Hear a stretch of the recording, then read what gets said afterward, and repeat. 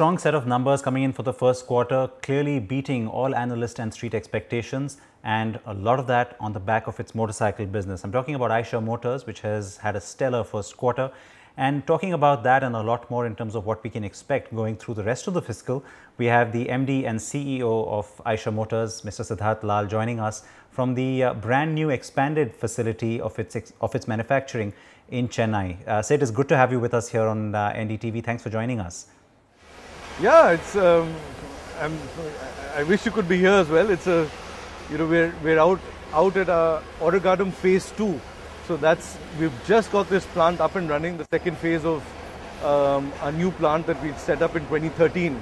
I was just told that out of this part of the plant alone, we're doing around 900 units a day.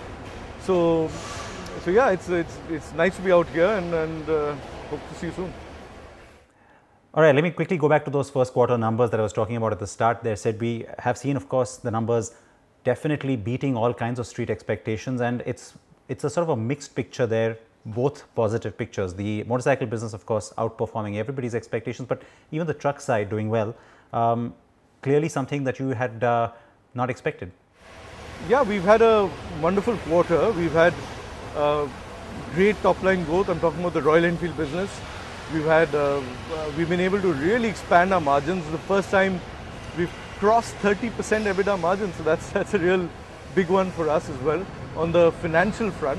But of course, all this has come on the back of the strong franchise that we've created over the last many years for the Royal Enfield range of motorcycles, and we're able to spread that now in smaller markets, smaller towns. So even though the motorcycle industry isn't growing very quickly as we speak, we're able to get penetration into newer markets, and we're also increasing our same store sales in big cities. So yeah, all around we continue to get the growth, which is continuing to drive our top line, which is continuing to drive operating margin. Now, right at the end there, you mentioned margins. So are we talking about just the motorcycle business, or is this a picture for the overall EBITDA for the combined businesses? Yeah, so we've just moved. This is the first quarter that we moved to the Indian accounting standard, or the Ind AS system.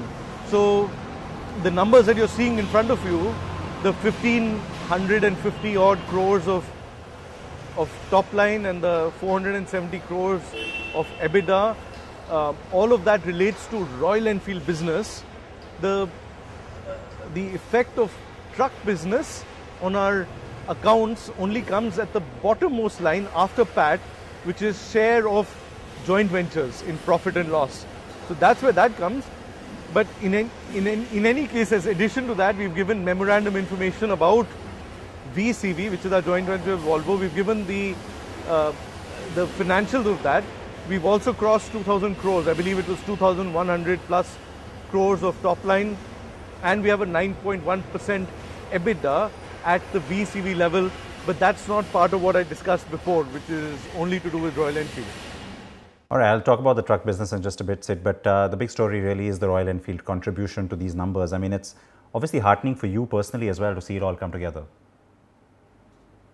Yeah, absolutely. It's, we've been working towards all of this, and we can see that, now that the franchise has got a life of its own, so it continues to sell. Of course, we're doing a tremendous amount of things to keep it moving forward.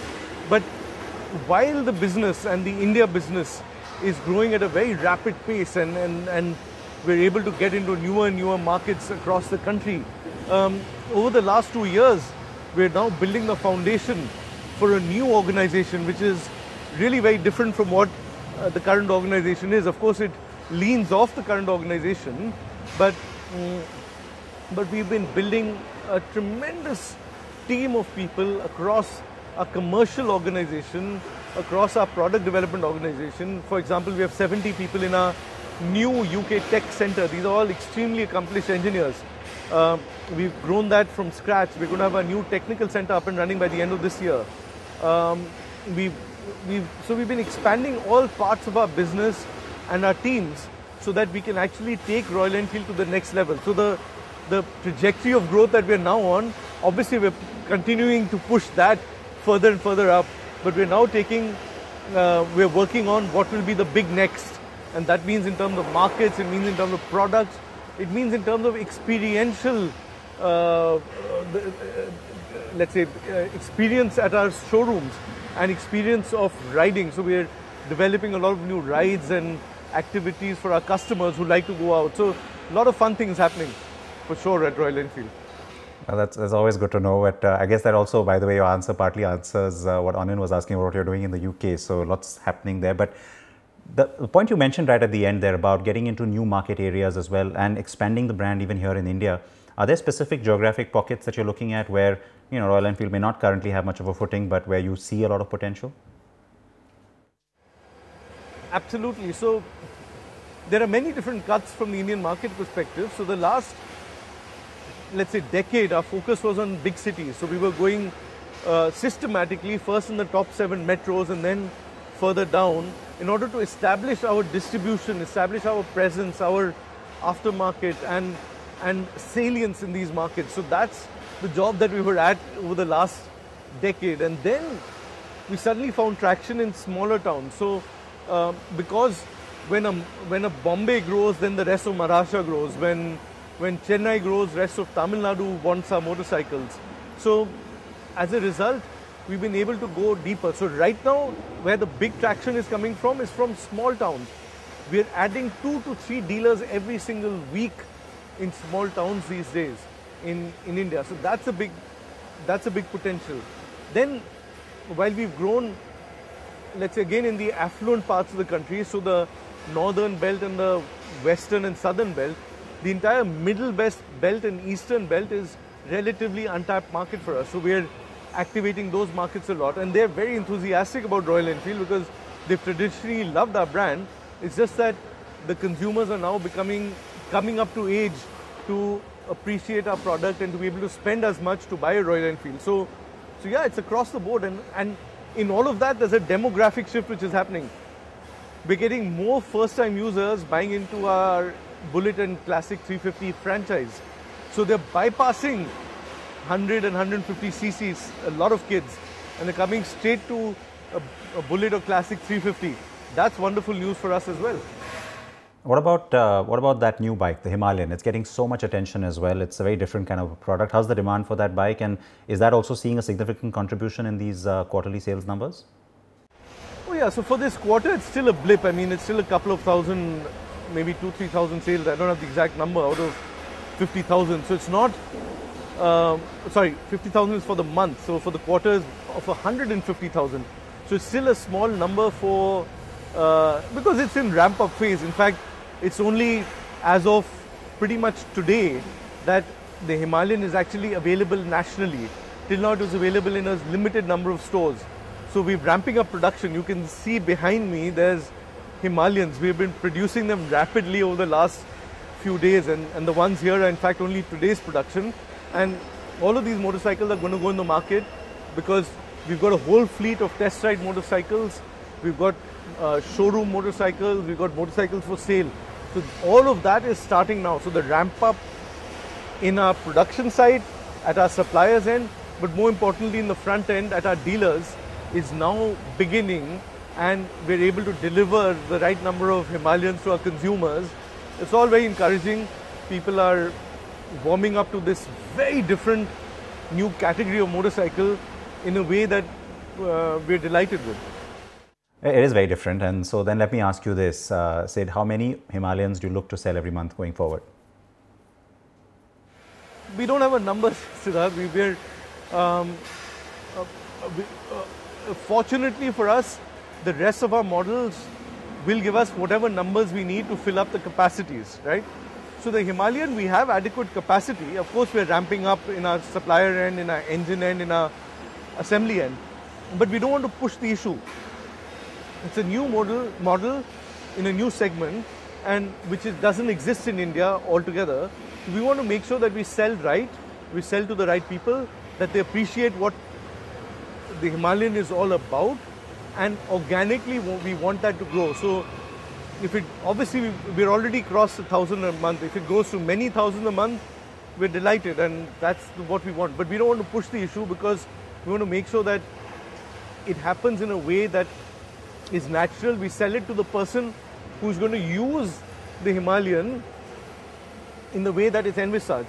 He's going to use it for some adventure and also use it in the city environment. So when we sell it to the right people and they use it for the right reasons, that's when they're going to appreciate it the most, and that's when we're going to have good word of mouth, and that's when we're going to build a franchise for the long term for the Himalayan. It also doesn't hurt that it's also a nice high margin product for you, so I'm sure you'd like to sell more. The third plant that you're also looking at now, you announced that a while ago. So what, it's going to be on stream by the start of 2018, and overall what will your capacity look like then going forward long term?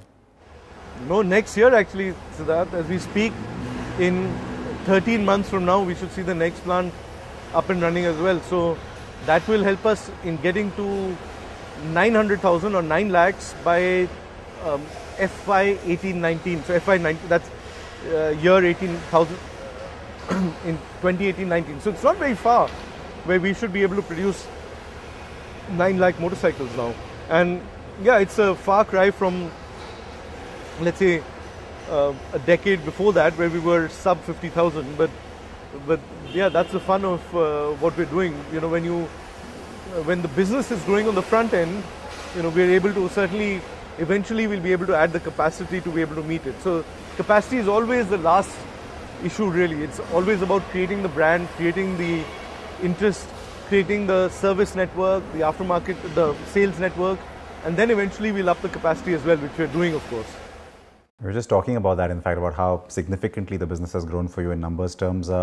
You also got plans for new engines, new platforms that are in the pipeline, new models, of course, and refurbishing of old ones. So that 9 lakh capacity that you mentioned, is that really going to be enough? Well, we don't know, because we don't like to plan too far in advance. If push comes to shove, we're able to add a full new, let's say, phase. In our parlance now, we've sort of gotten around to one phase of manufacturing being in the order of, let's say, 30,000 a month or 360,000 a year. So we're able to add a new phase with a time lag of 18 months or so. So in Vallambadigal, which is our new plant, we're only commissioning phase 1. We will have the ability to commission phase 2 as and when we require, which will add another maybe 300,000 plus units to our production. We have not initiated that right now, but if push comes to shove, we will certainly initiate that, and that will of course make us cross into the 1 million plus mark, which is 1.2 million, but that's too far out. We don't want to worry about that. Right now we're just ramping up Oragadam phase 2 as we speak. We're commissioning Vallambadigal phase 1, so we're happy with that progress. All right, 11 lakh capacity is not too far then, I suppose. The new platforms, the new engines, tell us a little bit more about that, also the kind of investments you'll make towards them. So yeah, again, what you see behind us is our first new platform in forever, actually. So it's the Himalayan, and it's a purpose-built, adventure tourer. We're so excited about it, and we're excited about getting it out there more and more. The Himalayan summer has just begun. So we expect people to go much more in the course of July, August, September, well, nearly August, September, October, into the Himalayas. We do have other products in the pipeline. We've announced before that we'll have probably another product by the end of next year as well. But, that's for later. Right now we're focused on establishing the Himalayan as the most important motorcycle in India this year. So we're excited about that. It's also a very different product, said from what Royal Enfield is known to be making in the past and the kind of image that the company has. And so given the kind of acceptance you've seen for this product, is it safe to assume that you're not sort of entrapped by that image anymore, that your future products don't necessarily have to be like the Bullet or just a cruiser bike? Yeah, sure. We think there's a core product and range of classic motorcycles that is always going to be at the very center of what Royal Enfield does. That I don't think will change, and it will only expand in range over time. But to add to that at different parts of the motorcycling world, we certainly want to expand. We want to do new stuff. We want to do fun stuff which isn't there. We don't want to do only the same old stuff. So that's what the Himalayan represents. We've been traveling the Himalayas for decades. Our riders have been traveling the Himalayas. Our company, our employees and all of the people I work with are passionate about the Himalayas. So it was only natural that we were going to build a motorcycle which was purpose built for the Himalayas, and we'll justify it later. That's our approach, and we've justified it. I think we've now built a business case around it. It will sell in numbers. We will make money off it. All of that will happen. But the more important thing really is that we want to do stuff which is fun and new and interesting, and it gets new people into the sport of motorcycling. It gets new people out in the beautiful Himalayas that we have. That's what we want to do, and that's the larger picture that we believe in. I have to ask you, Sid, do your dealers feel the same way? Do they sort of endorse this kind of view that you have as well, or do they just want to keep selling cruisers and bullets? Sure, dealers are dealers more often than not, and in fact all the dealers we've been bringing into our family now are enthusiasts. Every new market that we're trying to get into, because our franchise is so strong and so profitable and our brand is so good, and at the retail level they all hear that Royal Enfield dealers make really good money. We have a list of 20, 30 prospects for any dealership any city that we want to get into. So we have the luxury of being able to choose somebody who has the wherewithal to put up the type of facility that we want, but he or she also has the interest in motorcycling and in Royal Enfield to be able to be, and somebody who's passionate about our brand to actually go out there, do the rides and all of that. So we have a network of very passionate dealers and associates and all of that. Now they love the Himalayan and they've been extremely excited about it. In any case, dealers like anything new, right? So even if they weren't so passionate, they would like it because dealers like to have something new. But they also like to sell what's easy. So they continue to sell the classic 350, which is a no-brainer for a lot of customers. But of course, we're training them to sell the Himalayan properly, to be able to give people the experience that they want on the Himalayan. So all of that is part of our entire ecosystem that we're building. But the dealers are extremely positive to spreading the word well and to selling the Himalayan well. They're not the only ones who like having something new to talk about. I can tell you the auto press loves it when you have a new model as well. But let's switch gears now. Let's talk about the CV business as well. Again, the numbers there in the first quarter have done better than what was expected. In fact, I think your own outlook is something you've been able to beat as well, what you had said at the start of the year. Yeah, we're doing well.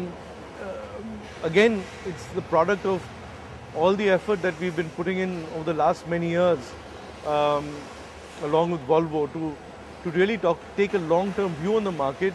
A lot of that is panning out now. So as a result, what's happened is that, since we got into heavy duty and over the last decade, we've had one ambition internally, which is to get to a consistent 1,000 units of heavy duty trucks a month. We're there now. We're selling, last quarter we sold over 3,200 units. So when we get to 1,000 plus a month, it gets into a very virtuous cycle. There are more vehicles on the street, the resale price goes up, there's more visibility, dealers get more excited about it, customers see it more positively and start buying more. So we're in that virtuous cycle. Our market share from same quarter last year has increased from 3.9% to 6.1% in heavy duty. And we're not holding back on light and medium duty either. In the 5 to 15 ton market, we've grown from 32% to 34%, and that's in the space of 1 year. In the space of 8 years, we've grown by 10%, from 25% to now, well, under 25% to 34%. So our CV business is firing on all cylinders. Our EBITDA has also gone up to a very respectable 9.1% in commercial vehicles. So yeah, we've surpassed. We're growing in market share, we're growing in profitability, and we're happy with the performance there for sure. Market share you mentioned, so specific target for market share then, say maybe by this time next year? Our general approach has been that we'd like to increase 1% a year. Of course we're delighted to increase more than that, but we think that with all the push and pull and all the huge competitiveness in the segment. If you're able to pull off a % a year in market share consistently, which is what we've done in light and medium duty now for 15 years, we've pulled it off. We are delighted to continue at that pace. It doesn't sound very dramatic, but really it is. It's dramatic. Over the course of a couple of decades, it starts becoming very dramatic to improve by 1% a year in market share.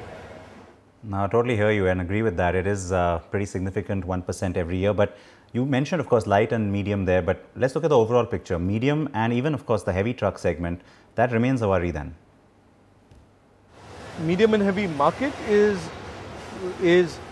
up and down. I mean, this quarter it was down slightly from the previous quarter, but over the year it's gone up. But Eicher has, of course, grown much higher. So, CV market is cyclical. We're aware of that. We've had 2 years of growth. We certainly expect it to continue to grow this year. We're expecting it to be an all-time high, in fact, for medium and heavy duty vehicles this year. So yeah, but having said that, we're not influencing the market that much. So our objective is to continue to grow in share, to continue to grow in profitability, and we're able to accomplish that. So we have no real concerns on the market, on the commodity prices. All of that is holding up reasonably well as far as we're concerned. Right. So safe to say then that you'd outperform the overall CV market for this year, the fiscal, that is? Absolutely, we are outperforming the market. Our market share has already, yeah, we always expect to outperform the market, Siddharth. I mean, that's always our objective. I mean, maybe 1 year out of 5 or 7 we don't, but you know, but every year we plan to and we expect to beat the market, and we're already way ahead from last year. So we were at a gross level, we were 13% market share last year in 5-ton and above commercial vehicles. This year we're 15.2%, so we've gained over 2% market share already in all of commercial vehicles.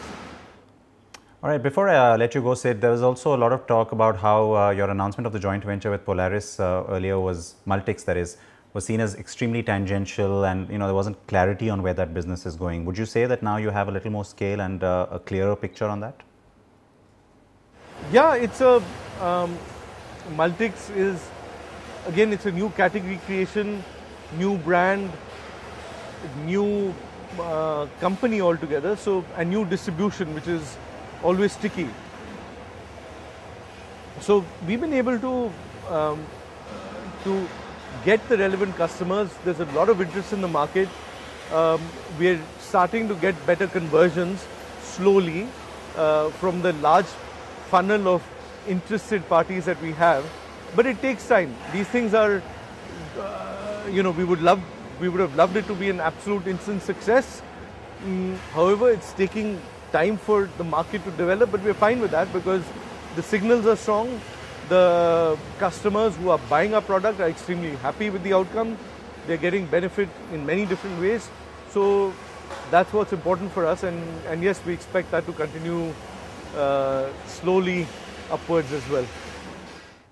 All right, Sid, like everybody's been saying, of course, it's looking like a healthy monsoon, and I have to then ask you, going forward, what's your revised outlook for this fiscal? Well, outlook for the year is we keep our head down and we keep at it, and we do what we've set out to do, which is on transforming Royal Enfield into a new organization in terms of product and systems, and there's a lot of internal work going on in order to set ourselves up for our next phase of growth, which is becoming a global player. So as we speak, we've already set out that our production target for this year is 675,000 units, which is a huge growth over last year. So if we're able to accomplish that production and sales commensurately, and even maintain the type of profitability that we've been having, which has been much higher than we'd expected ourselves, we're delighted. So on a personal note then, Sid, if I had to ask you this, 5 years ago, you would probably not have dreamed that the motorcycle business was contributing this way to the overall Eicher Motors numbers. I mean, what is it, 89 to 90% of the quarter's profits come from Royal Enfield? Absolutely not. No, that was certainly not our expectation. And percentages don't matter really at the end of the day. I mean, we're delighted if the percentage comes down because of great profitability in trucks. So, as long as both are growing well, we're happy.